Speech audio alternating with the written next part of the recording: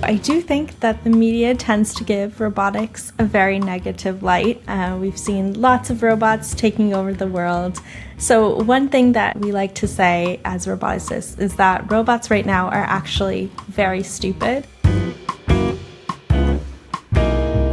In this episode, I'm talking with Alexis Block, an ETH alumna and assistant professor at the Case Western Reserve University.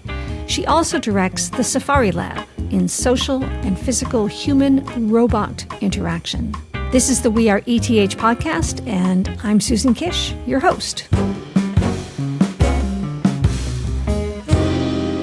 So, Alexis, I got to start by asking, what are the 6 principles of hugging, and is that the best name of an academic paper ever?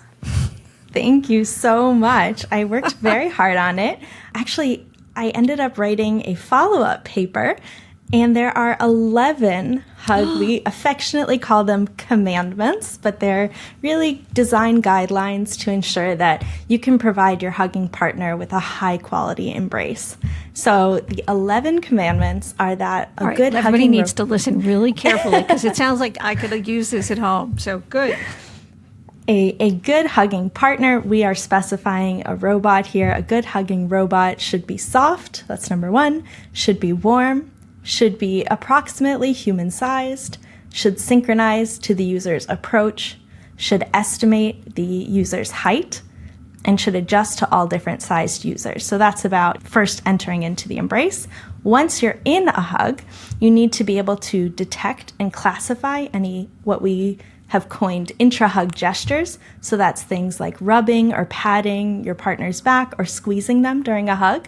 You need to respond quickly. You need to be affectionate and occasionally proactive. You also need to be semi-spontaneous with your responses or non-robotic. And finally, you need to release the user on demand. Okay, so there are a couple words in that list that I'm going, how does this work for a robot?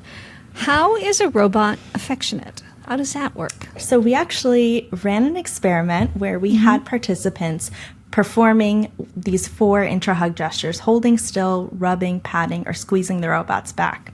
And then we had the robot respond in different ways, again with those 4 gestures, to see how they preferred the robot would respond.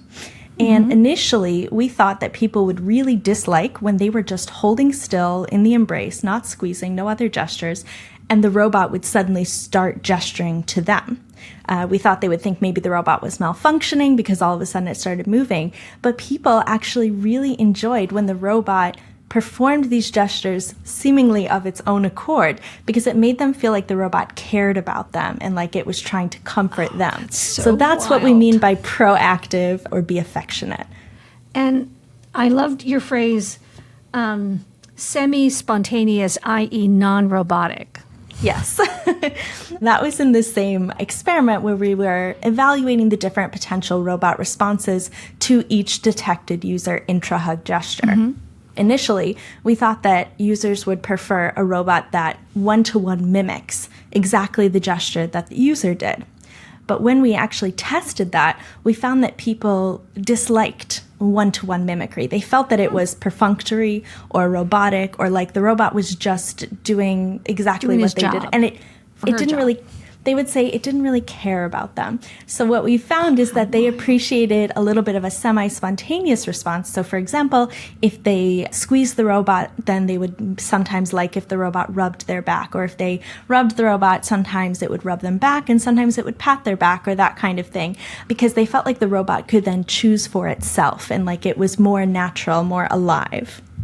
So how do you write that algorithm? If they hold, then I'll pat. If they rub, then I'll squeeze, and I hold and rub, and then I'll pat. So it's not exactly one-to-one like that. So we do have this somewhat spontaneity. So we actually took about, I think, 32 or 36 users, and we had them experience all these different hugs with the different potential responses. And we had them rate their response and how much they enjoyed that particular response.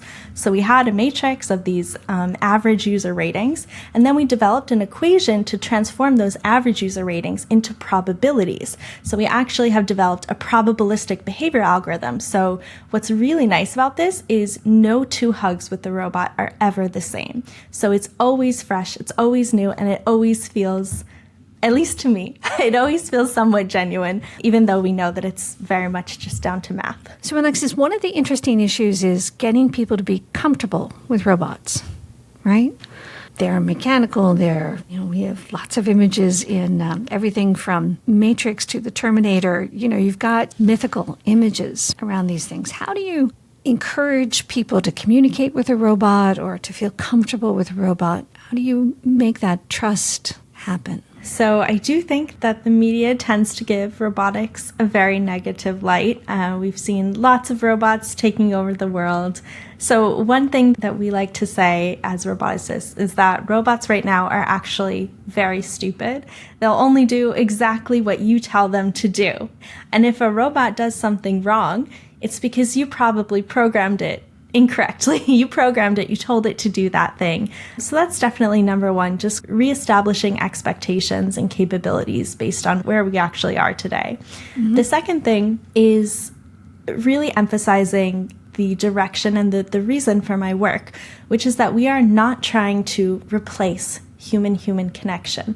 We're trying to supplement when that connection might either be very difficult to get, to ask for, or it might be impossible. And this could be for a variety of reasons. It could be geographical distance. It could be because of medical health reasons. It could be because of isolation or communication delayed environments. It could be a variety of reasons why you might not be able to physically interact with another person, and that's why we're using robotics. It's not at all to replace interacting with a human, and I think that's definitely where some of the concern comes in, and I absolutely get it. And then the third thing I think goes back to the 11 hug commandments. While they were designed and developed for a hug, I think that they are more broadly applicable to just general design guidelines for good physical interactions. Yes, a robot that you interact with physically or socially should be soft, right? You never want to get harmed by a robot and those kinds of things. They do abstract more generally to principles for interacting with a robot. What do you see as the future? What are they going to do, right? How do they get used? What's next in their life story? For this robot, I actually started with a pre-existing robot called the PR2 from Willow Garage. That was my master's thesis. And I came up with the name HuggieBot. I thought it was really apt, succinct, and really expressed the idea. But when I started my PhD at ETH and the Max Planck Institute for Intelligent Systems, I decided that the form factor was really not ideal for a hug, so I needed to build my own robot. But I really liked the name, so I ended up adding the numbers afterwards. So the first version was 2.0 of this custom robot, and then throughout my PhD, I went all the way up to 4.0. Why are hugs important? I mean, I know it intuitively, and I know I feel happier after a really good hug, but why? So hugs actually provide us with a lot of emotional and physical health benefits. So hugs can provide us with social support. They can actually strengthen our immune system. They can improve our oxytocin levels, which is the hormone associated with love and social bonding. They can alleviate our stress or anxiety by lowering our cortisol levels, and they can even lower blood pressure.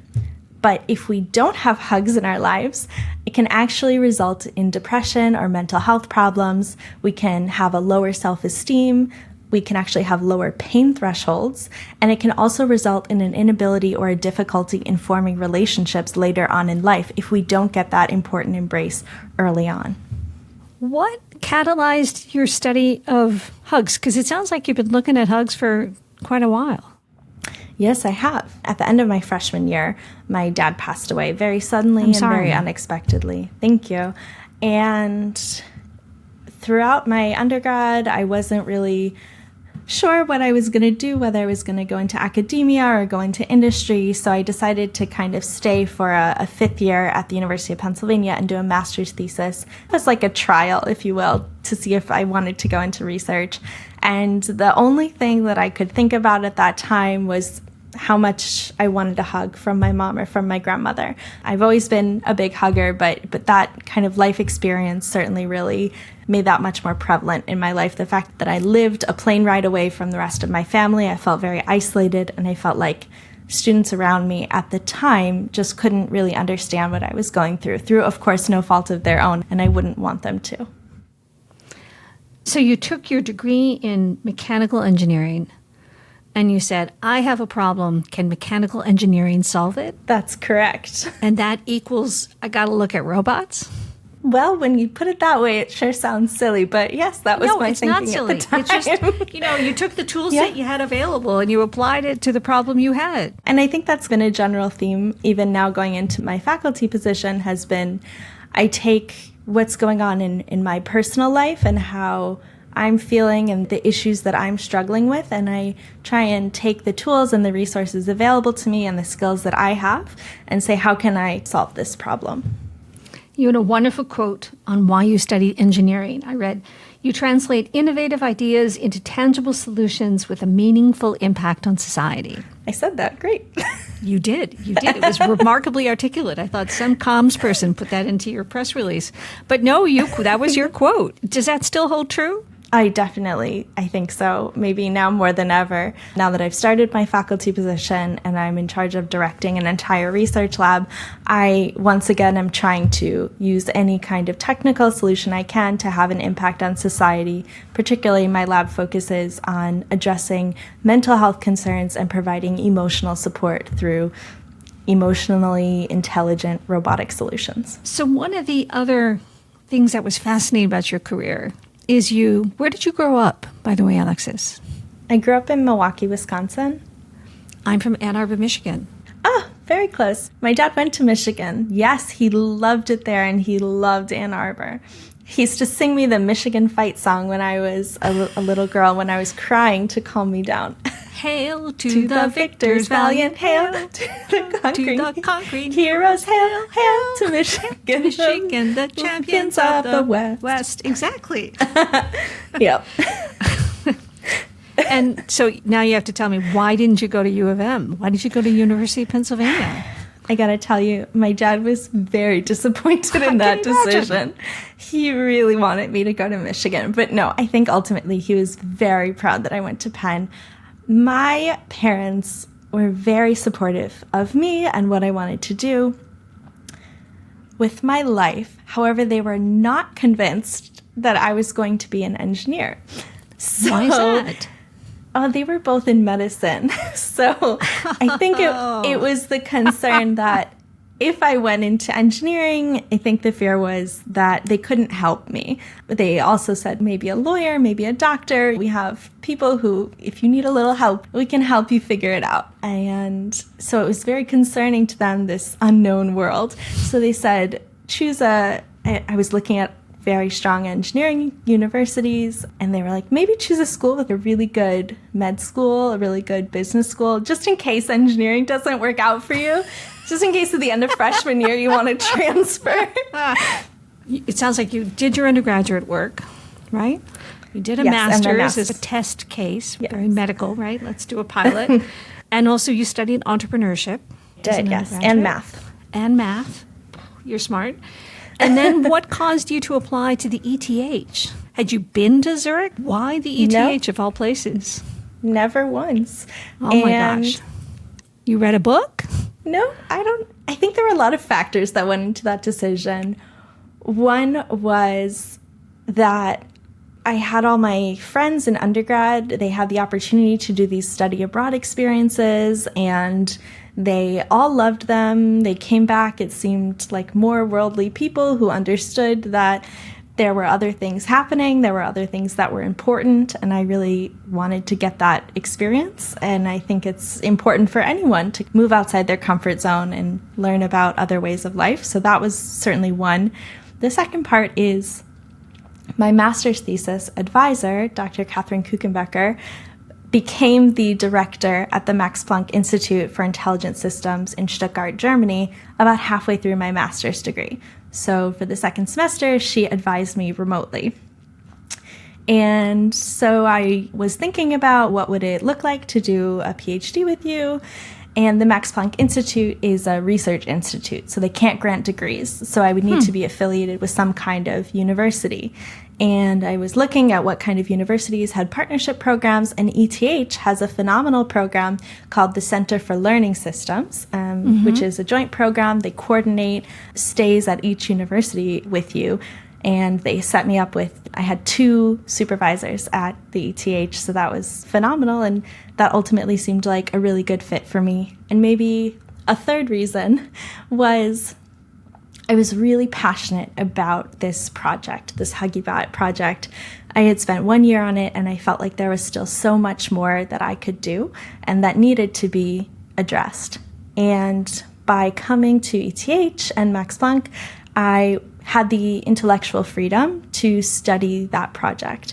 Whereas if I had gone to any of the American universities, I would have to research whatever the PI had a grant for. So that was really intriguing and definitely swayed me quite a bit. That is fascinating. That's right. And a PI stands for a principal investigator, right? Yes, that's correct. Got it. So unless somebody had gotten a grant to do HuggieBot research, you were going to do something else. Yes, and I knew that a PhD was a long commitment, right. And I wasn't sure if I wasn't truly passionate about the project, if I could really stick it out that long. While you were there, you won a big award at the Max Planck, right? Yes, at the end. And you won awards for your papers. Can you talk a little bit about that? Yeah, so once I finished, I wrote my dissertation and I defended. I was extremely honored and grateful that my professor at Max Planck Institute and then my 2 ETH supervisors agreed to recommend me for the Otto Hahn Medal, which is for outstanding scientific achievement by junior scientists. So basically, we submitted my dissertation. We had to find, I think, 3 or 5 external reviewers to actually do a thorough review and read of my dissertation and give back comments and either recommend or not recommend me for this award. I had to get letters and all that. And I was really grateful to be awarded that. They award, I think, up to 30 every year for all of the Max Planck Institutes. So there are many of them, I think maybe like 80 or something, in all different scientific disciplines. That was, one, and I'm very grateful.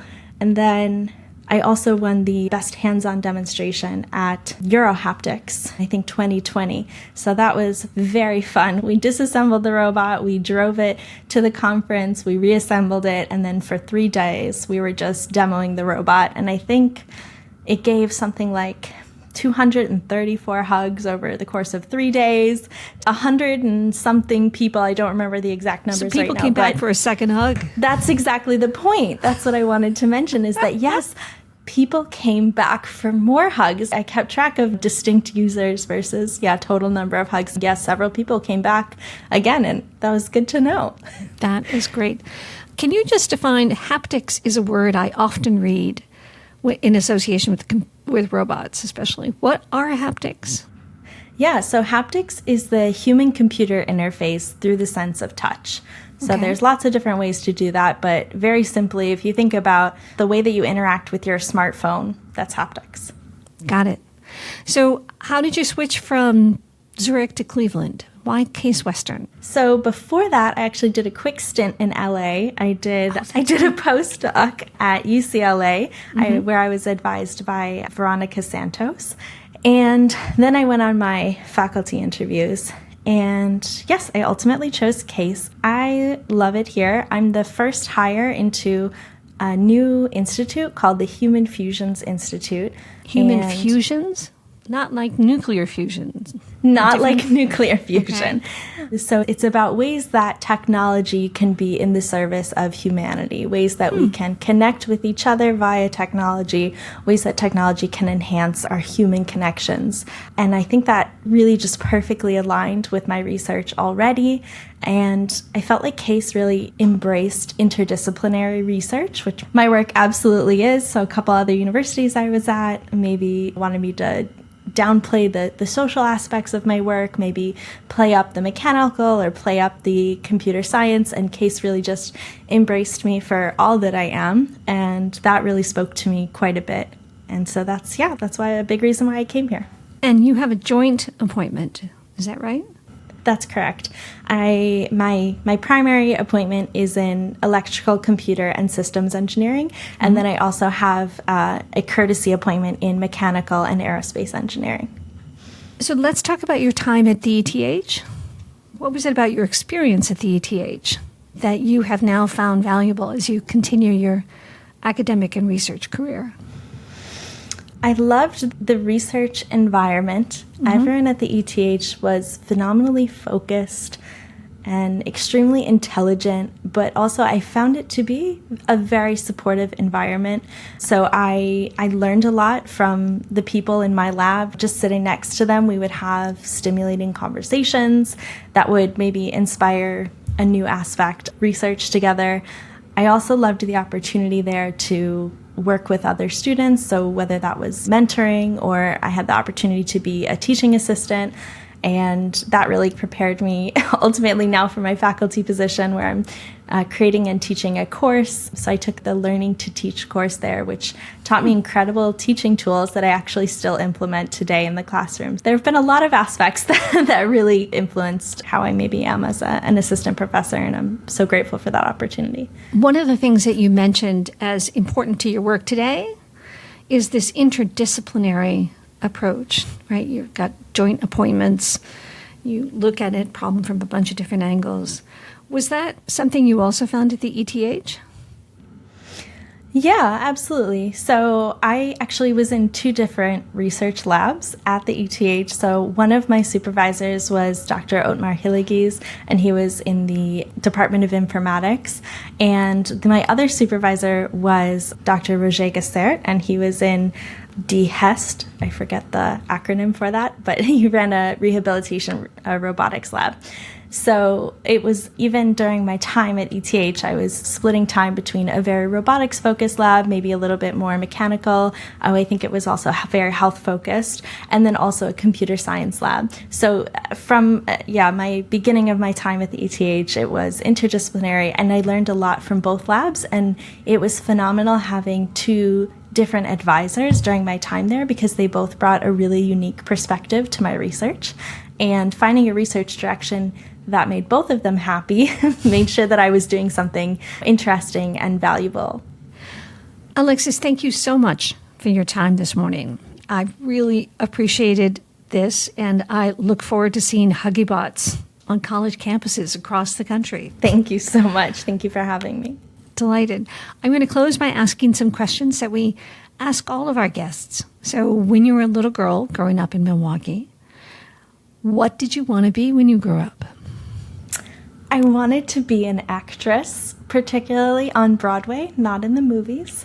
I did a lot of theater growing up, and I think it was maybe around high school when my dad sat me down and had a really serious talk, and he told me, "You are Wisconsin level good." And I think he was concerned that if I went to Broadway, I would be a singing waitress. And he said, "You should really go into science and just be an avid patron of the arts." And I've absolutely taken that advice to heart. I did go into science. I am a season ticket holder at Playhouse Square, which is the 2nd largest theater district in the United States, only after Broadway. Really? And I'm involved in Playhouse Square, and we do volunteer and we raise money for the arts district. I'm definitely as close as I can be without actually being on the stage. What are you curious about today? What are you learning? What new field is sparking your curiosity? So I've always done research with healthy adults. Of course, anytime that you move away from healthy adults, there are additional considerations, safety considerations, and other aspects that you need to be very careful about when you're working with more vulnerable populations. I've always been very interested in how research can help people with autism spectrum disorder or post-traumatic stress disorder or anxiety or depression or even grief. So I'm moving a little bit more into these areas, but of course doing so very carefully and very respectfully. So it sounds like your father would be proud to hear that you're in the field of health, right? I hope so. You're using what you are good at towards that. Very cool. What books are you reading? What's either on your Kindle or on your bedside table right now? So I just recently finished 2 very interesting books. One was The Nightingale by Kristen Hanna. And that was a great book. I really loved it. It was a historical fiction during World War II that followed two sisters in Nazi-occupied France. That was phenomenal. I couldn't put it down. I think I read it in 2 days. And the other one was The Dutch House by Anne Patchett. And it was a book about a family, and it revolves around this house where the children grew up in, and it takes place over a lifespan, several decades. So it was very interesting, too. Very, very cool. And finally, when you were in Zurich and you lived there, what was your favorite place to go? Either for a walk or go swimming or have a coffee or whatever. Without a doubt, it was the CAB Relax, or as I like to call it, the nap room at ETH. It was the best place at ETH to take a break. It was calm. It was peaceful. It was quiet. There were little nap beds for you. And there was somebody working there whose job was to wake you up and tell you when it was time to go back to work. And it left me feeling recharged and more productive for the rest of the day. And I honestly think that every university should have that. That is cool. So it's a space dedicated to those who power nap? Yes. And they have... so cool.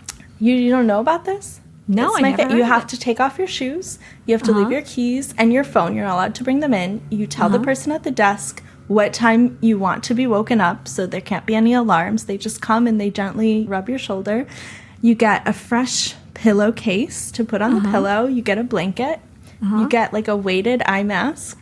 And they had a little like headphone set, and you could play like ocean noises or rainforest noises, or you could just block them out. I mean, I went there multiple times a week. That sounds just great. Oh my gosh. I'm going to have to check this out. That sounds fantastic.